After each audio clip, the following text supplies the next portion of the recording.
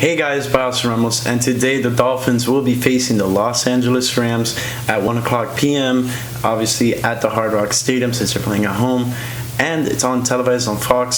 So, before we get into anything, I just want to wish everyone a happy Halloween. Holiday seasons are around the corner. Halloween just happened yesterday, and then we have Thanksgiving down the line, obviously Christmas and New Year's coming close to ending 2020, and thank God, because this year has been pretty crazy. But nonetheless, let's get into this game. So the Rams are 5-2 and 2-2 on the road. Meanwhile, the Dolphins are 3-3 and 1-2 at home.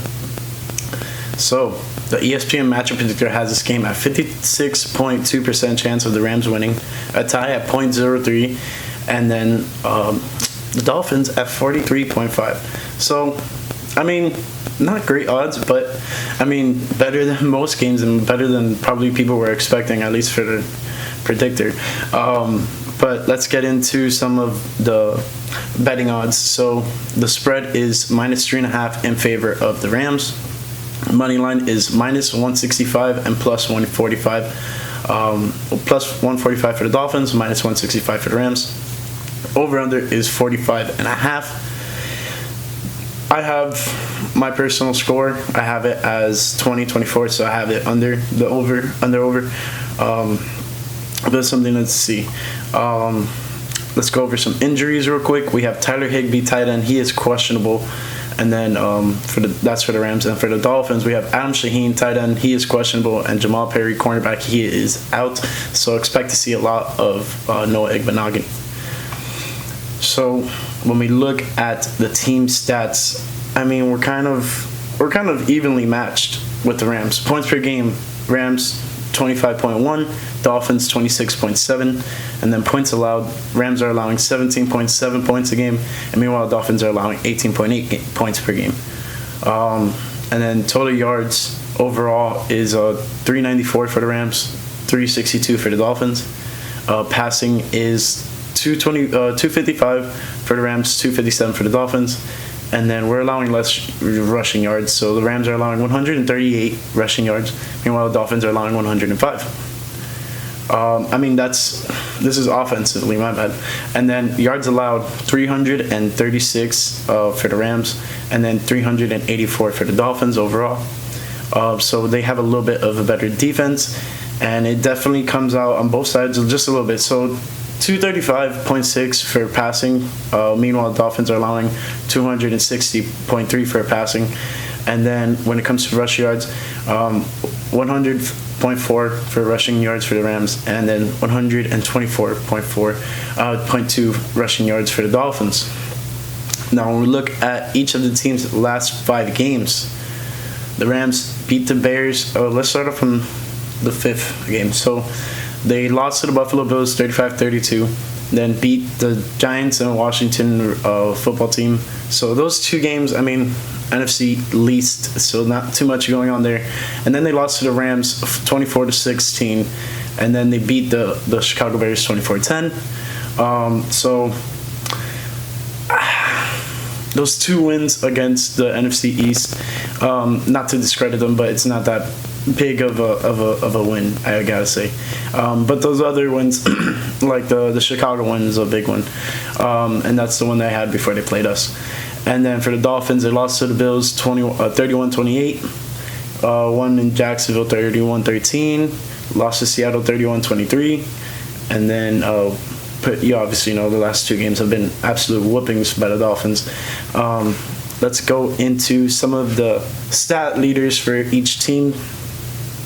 So Jared Goff is leading the Rams with 151 completions for 223 attempts, 1,790 yards, 12 touchdowns, and 4 interceptions.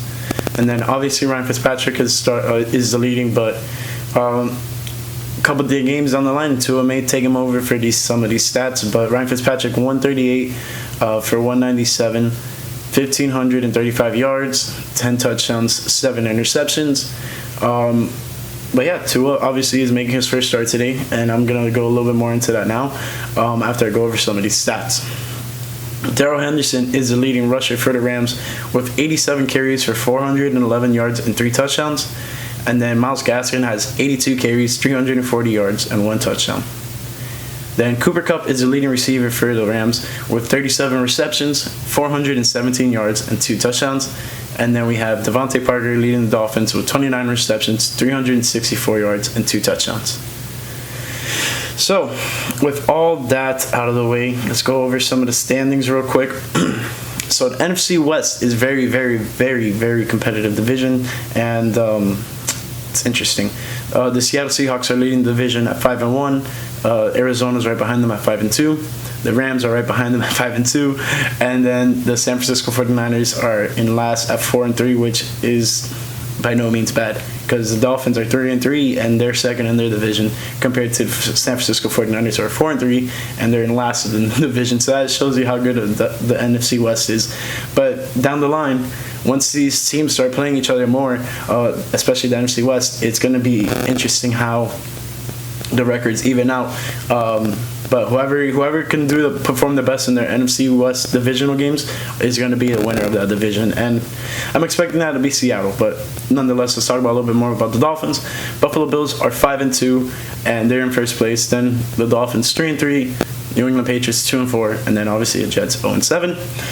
So division is dwindling out not to be so competitive, and it's looking like the Patriots are pretty much almost tanking at this point. They were pretty much they're shopping Gilmore a little bit. We'll see. The trade deadline is this Tuesday, same day as Election Day. So if you haven't gone out and voted yet, go vote. I voted. I don't have the sticker with me though, but yeah, I voted as soon as I could. And then so. All that being said, let's talk about Tua. Yes, Tua. That's all we're gonna hear. Especially if the Dolphins win, that's all we're gonna hear. Tua.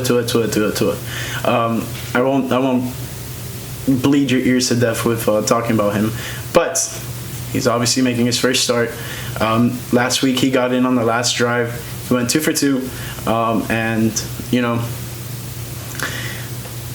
I guess something happened. Something clicked, and they were like, all right, this guy's going to be a starter, yada, yada, yada. Obviously, I didn't really cover this in the bye week because I was doing some other stuff. But basically, they announced Tua as a starter, and then Ryan Fitzpatrick finds out through external sources, not named the Miami Dolphins. He finds out through, like, his kids, by finding out through, like, Adam Schefter or whoever, you know, like, they found out besides from the team, which is very upsetting for them, and that's completely understandable. But the Dolphins are moving on to Tua, and he's going to be the starter presumably for the rest of the season. So it's going to be interesting to see what happens there. I really want him to be successful. Obviously, you don't draft a guy number 5 overall and then not have him, you know, have hopes for him being successful. So that's number 1. Number 2, it's going to be interesting. This is the first time in like 5 years that we've seen a left-handed quarterback in the NFL. So we got to see what happens. Actually starting in the NFL, my bad. But it's going to be interesting. I want to see him do successful, but I want the team around him to be successful as well. I want us to be running the ball well. I want us to obviously have our receivers playing well in the sense of catching the balls and, you know, getting open. And then defense, I mean, the defense is going to be the biggest key on whether or not the Dolphins can sustain some success with Tua. We have a pretty decent defense, and if we keep on, you know, performing like how we've been kind of expected to play at this point, then it's all good for the Dolphins. But if one of those things I mentioned, Tua, the running game, the receivers, or the defense, you know, doesn't play up to their part, you know, this all can go very downhill. So we need to keep it moving and keep it being successful. A lot of people are not expecting the Dolphins to win this week. Me, honestly, I'm kind of in between. I think we could. There's a possibility. But, you know, got to be realistic and, you know, never rule out the Dolphins' chances of losing some games. And this is one of those games that we could lose. And as long as we lose it respectfully, I mean, it's not that big of a deal. Because we're playing one of the top teams in the NFL at 5-2, the Los Angeles Rams, especially after putting a beatdown on the Bears. And making Nick Foles look very silly. But let's talk about how the Dolphins can win this game. Number one, defense overall just needs to get to Jared Goff, make him uncomfortable. This Sean McVay offense does lots and lots of, end around screens, like short plays that can break off into big chunk of yards and possibly even touchdowns. So the more we limit that, the better success the Dolphins will have in this game. Now, that was defensively. Offensively, we need to run the ball, give to a good running game so we can develop some play action plays and pretty much open up the field for whatever is going to happen. Secondly, of the offensive standpoint, block the hell out of Aaron Donald. That is a game record right there, and you do not want that guy coming up the middle all up into his grill. All right, so protect the guy, give him a shot. You don't want to see him on the ground. The less dirt that's on his jersey, and if he has no dirt on his jersey by the end of the day, then the offensive line did its job, and they did a damn good job because that's one of the best defensive linemen in the NFL. Now, that's put pressure on Goff. Not only put pressure, but stop these end arounds, short plays, kind of gimmicky plays, but they work. So it's not really gimmicky. And then protect Tua, give him his shot to throw the ball, develop a good running game. So this game is really going to fall onto the offensive line, at least on the offensive side of the ball, because if we can withhold Aaron Donald, it gives Tua time to pick on the corners that are not named Jalen Ramsey. The less he throws towards Jalen Ramsey, the better, because he's been a freaking beast, and he got paid all that money for a reason. So they have two of the probably best defenders in the NFL for the Rams, and it's working out pretty well for them. But there's not only those guys. There's Michael Floyd. There's Brocker. So there's a bunch of guys. So it's not just those two guys. It's the Rams defense is pretty stout and pretty good. I'm not gonna keep babbling on. The Dolphins have a shot to be something very special, and it starts today. And hopefully it goes on for the next 10 plus years, hopefully. The Dolphins, their fan base and the organization have been looking for a savior for quite some time, and hopefully Tua's that guy. If he's not, oh well. But let's be a little bit more optimistic and hope he is, and be the first guy that has very good success besides this guy, and he didn't even win a Super Bowl, so it is what it is. That's about it. I hope you guys enjoyed the video. If you did, make sure to leave a nice thumbs up. Don't forget to subscribe and click the post notification bell if you haven't done it yet. And follow me on Twitter and Instagram @ByAustinRamos. And that's about it. Hope you guys enjoy. And let's go Dolphins. Fins up, baby.